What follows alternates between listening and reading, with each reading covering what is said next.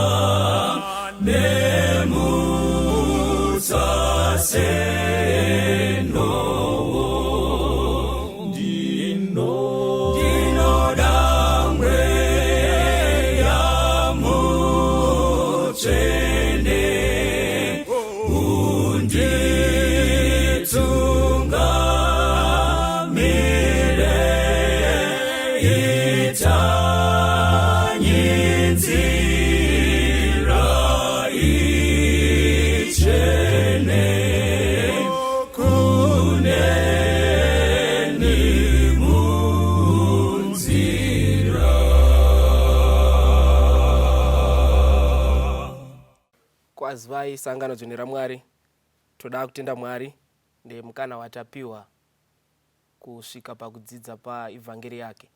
Ngatinamatei. Baba vedu vari kudenga, toda kutendai naKristu Jesu nyenya akabayiwa pamuchinjikwa.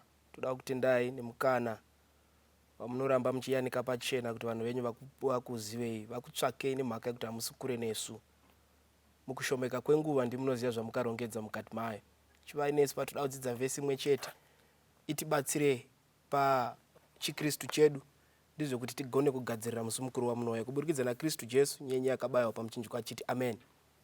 Toda kutenda Mwari panguva dzino dzatapiwa naMwari kuti tisvike pakudzidza kubva mukati meshoko rake. Tida kushandisa vhesi imwe chete inobva kuna madzimambo ekutanga chapter 3. Tichaverenga pavhesi ya19 inobva yati, zvino mwana womukadzi uyu akafa usiku nokuti wakavata pamusoro pake. Vhesi ya20, akamuka pakati pousiku akatora mwanakomana wangu parutivi rwangu, murandakadzi wenyu avete, akamuradzika pachifuwo chake, akaradzika mwanakomana wake akafa pachifuva changu. Mwari wokudenga dai akomborera kuverenga kwezwi rake. Pfungwa yatoda kudzidza mukati menguva dzino togona kuipa musoro wenyaya unoti chengetedzaiwo vana vevamwe. Chengetedzaiwo vana vevamwe ndiyo nyaya toda kudzidza mukati memangwananano. Toda kudzidza pfungwa shoma dzinotibatsira nokutizivisa kugona kuchengetedza vana vevamwe. Kana paine chinhu chakagonekwa navanhu vekare, kwaiva kugona kuchengetedza vana vevamwe. Mwana wemumwe akaita zvisiririzvo, mai kana mubereki asipo, aigona kutora the role yokuva mai vake at that present moment, odzidzisa kana kurayira mwana kuti nzira inofambwa nayo ndeipi. At the same time, nguva dzatiri kurarama, kana paine chinhu chagonekwa naSatani, kumeka shuwa kuti vabereki vamazuva ano varambe kuchengetedzerwa vana vavo even ivo vasipo navamwe. Chikonzero ndechei? Ndechekuti vanofunga kuti vane perfect information in regards to their children, even ivo vasipo. Saka toda kumbodzidza musoro wenyaya unotibatsira kuti chengetedzai mwana womumwe, kunyangwe mwana yeye mubereki yeye asipo. Saka nyaya inotorwa kubva kuna madzimambo ekutanga chapter 3 inyaya yavakadzi vairi. Vakadzi ava vanogara muimba imwe chete. Vari kugara muimba imwe chete. Bhaibheri rinoti paiva nomukadzi wakanaka nomukadzi wakaipa. Saka vari paimba imwe chete. Mukadzi wokutanga unobara mwanakomana wake. Wabara mwana wake unochengeta mwana wake. Mazuva matatu apera, mukadzi wechipiri unobara mwanakomana wake. Wabara mwana wake vanogara muimba imwe chete.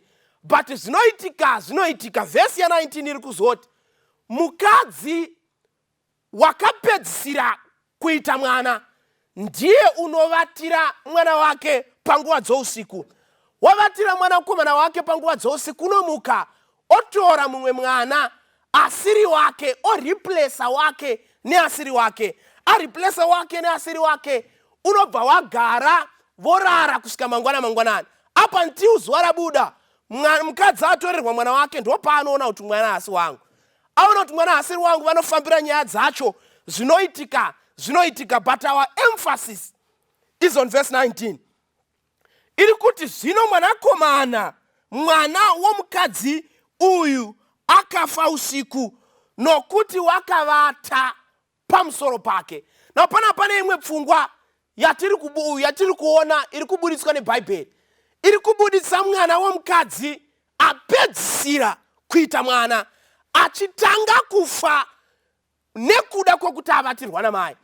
Mai ava pavanoita mwana wavo, vaita mwana wavo, vanofara kuti vaane mwana wavo. But zvinoitika ndozvokuti panguva dzousiku maya vanorarira mwana wavo wavambotanga vapemberera kuti vane mwana. Panguva dzousiku Bhaibheri shoko raMwari rinoti panofa mwana uyu vanomuka votora mwana asiri wavo. Saka chidzidzo chekutanga chandiri kuona ndechekuti mai ava ndivo vakapedzisira kuita mwana, asi ndivo vanotanga kuuraya mwana. Mukadzi anotanga kuita mwana ndiye ane mwana anorarama. Na ndoda kuti tigone kudzura chidzidzo chinobva mukati meBhaibheri raMwari. Chidzidzo chekutanga chandoda kuti tidzidze ndechekuti ukaaplaya nyaya iyi kumazuva edu, tinogona kunoigadzika kuna Pauro achitaura kuna vaEfeso. Oti chakavanzika ichi chikuru, hama dzangu.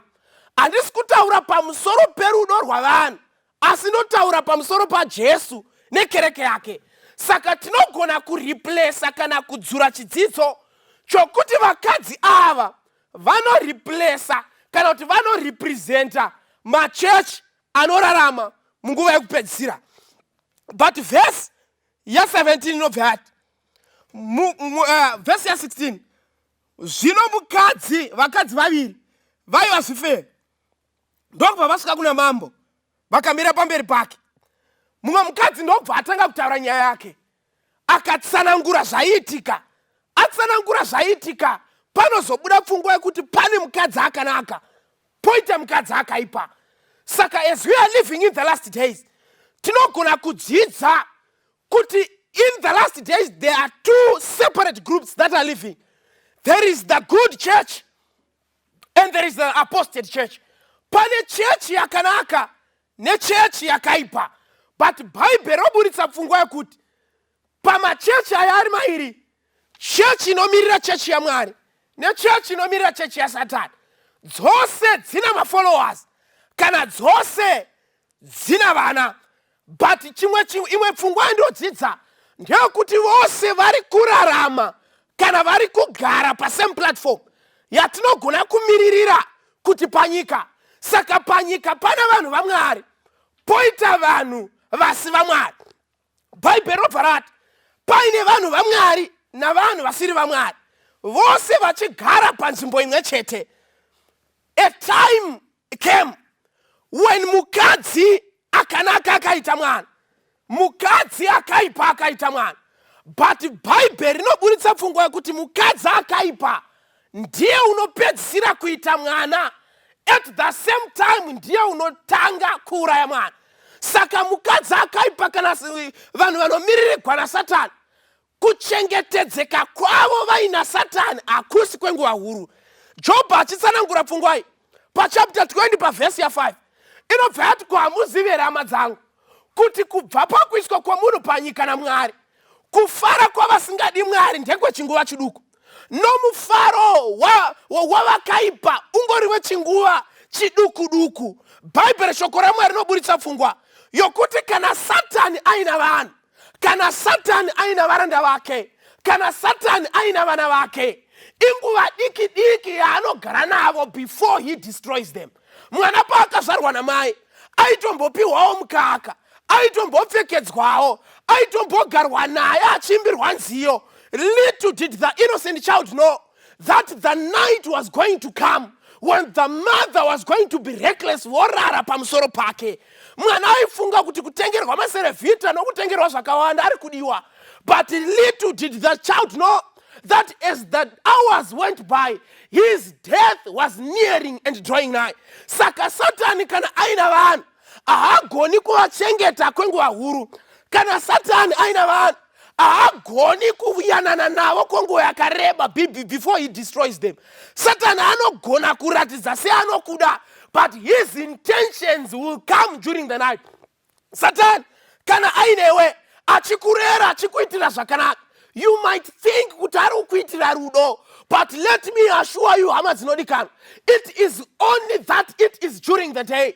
But when the night comes, Satan unovata pamusoro pako, unogona kukuperekedza achikuendesa kwakasiyana, achikupinza mudzimba huru, achikudyisa mari zhinji, achikuita kuti vanhu vaite savanokufarira.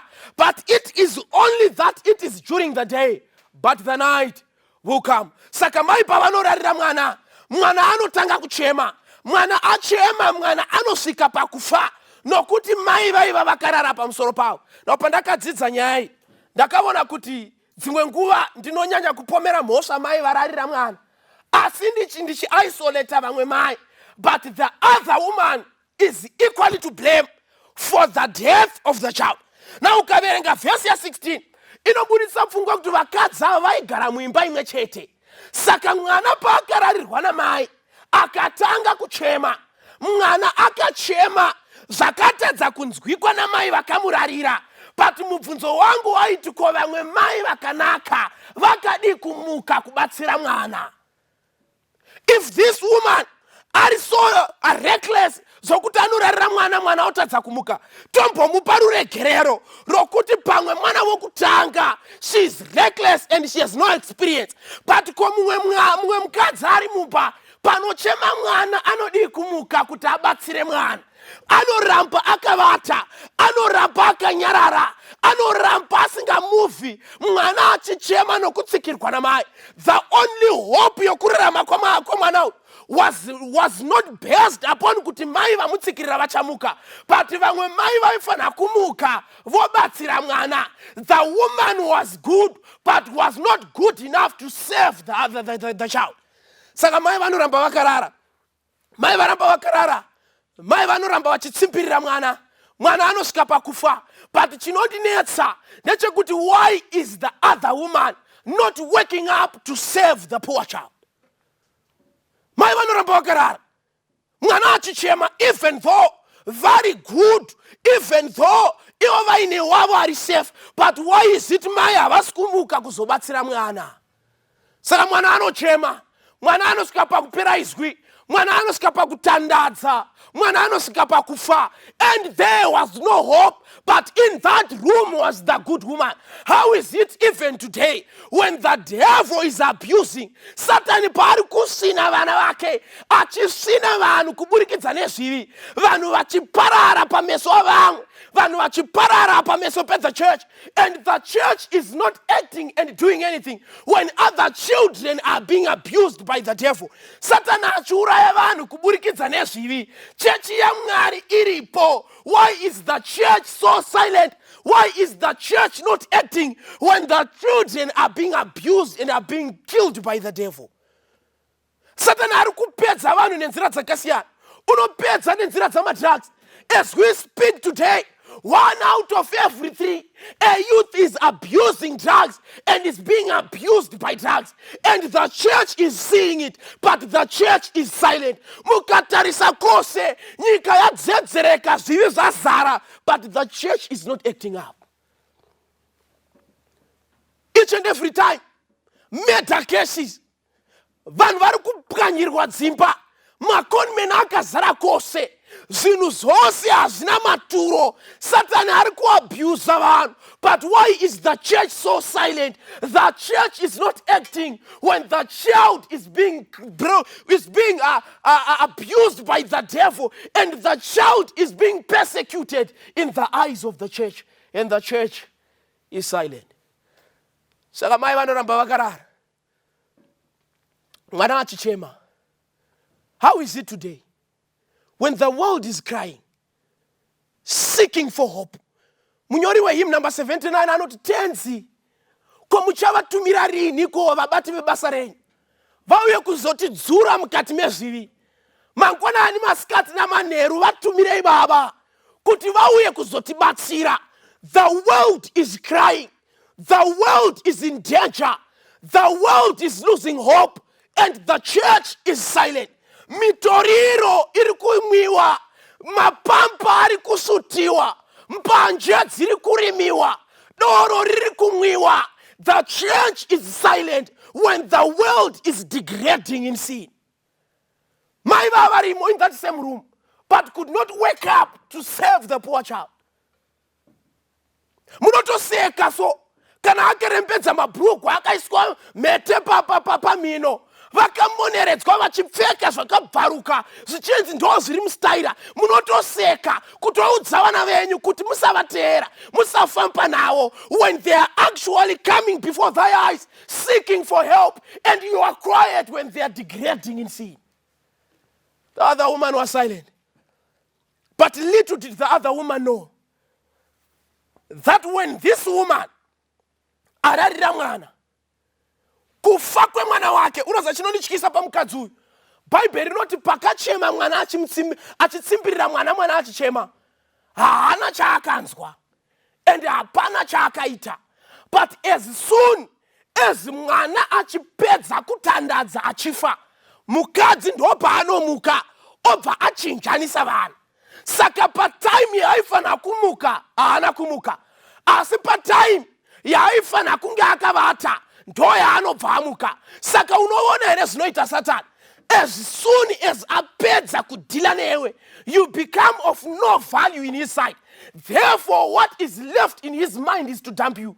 Kana Satani apedza newe so, anoita zvese zvaada newe. The only option yaanoita kukusiya obva akudhampa. But what is his next move? Because he needs something to abuse and kill, he needs to walk into the gates of the good wife. Saka ona zviri kuitika. Mukadzi uyu paakatsimbirira mwana achifa, paakamuka akaona kuti mwana wake afa, akati, what should I do? I need a son who is alive. Where is the only source to get a new son? Is to visit the bed of the good woman. Tera hama dzinodikanwa. Dai mukadzi akanaka akamuka panguva yaitandadza mwana uyu, aiponesa mwana wake. But problem yaakaita, akafunga kuti kana mwana achichema nokuti atsimbirwa namai ndezvake namai vake. Little did he know that the only source yekutorwa kwemwana mupenyu kuwirwa iye pambedha wake. Even in our days that we are living in the last days, Satani kana apedza kudhila navanhu ava, chaachaita next kuuya kuvana vedu, otora vana vedu ovashandisa the same things that he did kuvana vake. Saka kuprotecta vana vedu, kuenda kunobatsira vana vake before apedza kudhila navo. Tera hama dzinodikanwa kuti tiprotecte hama dzedu, kuti tiprotecte vana vedu, kuti tiprotecte vana vedu kumadrugs, kuti protecte vana vedu homosexuality, ti protecte hama dzedu pazvinhu zvine chekuita nezvivi. It is to stand and protect vana vari kuchema pameso napanzeve dzedu, kuti vana vedu, ma-adventurers edu, ma-pathfinder edu, ma-youth edu, even our own safety only lies when we stand up and protect the dying child. Saka mukadzi uyu dai akamuka akabatsira mwana asati afa, his child was safe, but because he did not wake up, his child was no longer safe. Hama zinodikana, when the world is in need of doctors, when the world is in need of counselors, vana vachipedzwa nokusiniwa nemadrugs, vachisiniwa nourompe, vachisiniwa nezvakaipa, kuti isu timire tibatsire vana vedu, we need to stand up and help the world. That is, if we are ready and if we love our own children, we need to stand and protect the world. The safety of our children lies in our actions today. What they will be tomorrow is also influenced by our actions of today. If we remain silent, tichiti ndezvavo, handidi kuona uchifamba nemwana wekwavo, handidi kuona uchitaura naye terera, kana Satana apedza kudhila naye, achauya kuzotora wako, next in line kuonekwa achishorwa mustreet mwana wako. So to avoid that, you need to stand and help the next person. As we are living in the last days, the Lord has allowed us to live and to witness this wicked state of the world. Mwari haasi kutitendera utirarama, kuti tuone kuipa, kuri kuita nyika towana nyaya dzokutaura nadzo, vaparidzi vowana mharidzo. Mwari ari kuti, I am giving you a platform to stand and help the world so that your own children might be safe. For if these children die, the devil will wrestle with your children. Munyori wandofarira antoburitsa imwe pfungwa yakuti the Lord is allowing us to take action before perilous times aiswa pamusoro pedu. And if the church fails to do and accomplish its mission to preach this gospel in a free and stable state environment as this one, the church will be forced to do this work in the times where hardships, where everything will be pressing us down.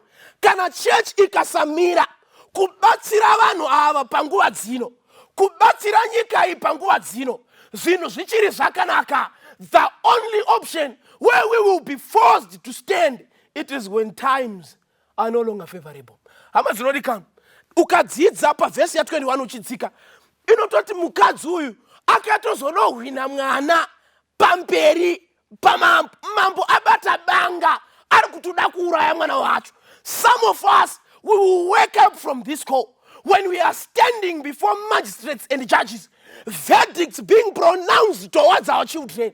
Tichazozvirangarira vana vedu vapa ma-deathbed, vamwe tichazvirangarira vana vedu vapa ma-wheelchair, vamwe tichazvirangarira vana vedu vasisatarisike. Chikonzero ndechei? Ndechekuti takarega kubatsira mwana panguva yaaichema. Ukatodzidza bhaibheri roti mwana akanaka akatomboendawo mumaoko emukadzi akaipa. Meaning to say, the world and the devil, when he is done with this, achatouyawo kuma-pathfinder edu, achatouyawo kuvana vedu, ovasutisa mbanje, ovasutisa mapampa, ovapfekedza nokuvamwisa zvisingamwiswe. We will only realize it when our children are no longer in our hands. Hama dzinodikana, for the safety of our children, Mwari uri kuti it is time to stand and help those that are in need. Mfana wekumaraini kwako ari kutambudzwa nemusombodhiya, ari kutsvaka rubatsiro rwako. Ukasasimuka kumubatsira, Satani uchashandisa wako kuti upepuke pahope dzako. Things are no longer safe. But our only safety is by helping others. Tikakoniwa kubatsira vamwe, we will realize it later. Hama zinodikana, mwana wa next door yako mwana wako, mwana wa mbuya vepakona mwana wako, mwana weku next mwana wako. But if you neglect that child, uchiti nokuti hasi wekwedu uchapepuka wako atorwawo. Hama dzinodikana. We are living in the last days, and the world and the Lord is looking for parents who will stand upon their positions, who will take into consideration that my child is as good as the next child. The next child is as good as my child. Chikonzero ndeche nokuti kutorwa kwewe next door wangu ndiye asara kutorwa. Saka kubatsira wangu kubatsira we next door. The world is not safe, and the world is angry, looking at us. Satan ari kutsvaka vanhu vekuparadza. Satan ari kutsvaka vanhu vekuuraya. But isu tikaramba takanyarara, our children will not be safe. Our children vachaabuswa na Satan. Achavashandisa. Satan is advocating in every corner and position that even the children themselves find and get some rights so that they can be excluded from the safe hands. Mwari ngawongwe nenguva yanhasi nokuti unotiyeuchidza kubatsira mwana wevamwe wabatsira wako, kubatsirwa kwemwana wako, kubatsirwa kwemwana wewakubatsira. Nguva yatararama iri kutsvaka vabereki vanonzwisisa. Nguva yatararama inotsvaka vanhu vanoda kubatsira vamwe kuti vana vavo vave safe. This world is not safe. This condition, this dressing, this habit of eating and drinking, it is no longer safe. Wasangana naye pa wasangana naye, mubatsire nokuti wabatsira wako. Mwari wokudenga atibatsire pese patiri. Mwari wokudenga atitire zvakanaka. Never to ignore mwana wemumwe wako. Nokuti mukumu ignore, you have ignored the safety of your own children. It is time that as parents, as guardians, as individuals, we need to give ourselves a target. Never to spend this entire life without helping others. For by helping others, you yourself, you become safe. Shishona vanoti nokuti ndiro inoenda kunobva imwe. By taking care of others, you are taking care of your family. Mwari wokudenga atibatsire. Mwari wokudenga atitire zvakanaka. As we will stand to save the world, as we will stand to campaign for Christ, by so doing, we protect our children.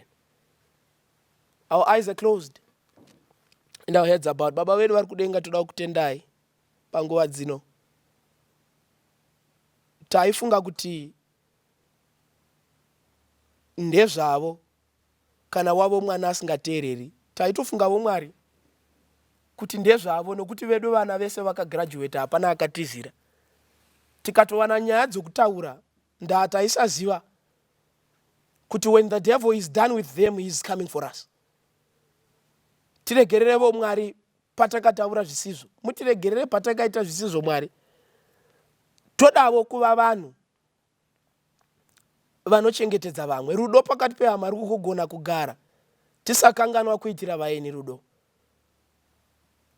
Tibatsirei, mutipe simba. Patakakanganisa tipei simba rokudzokera kunogadzirisa. Zvatichasangana nazvo mberi tipeivo simba rokugona kutsiura.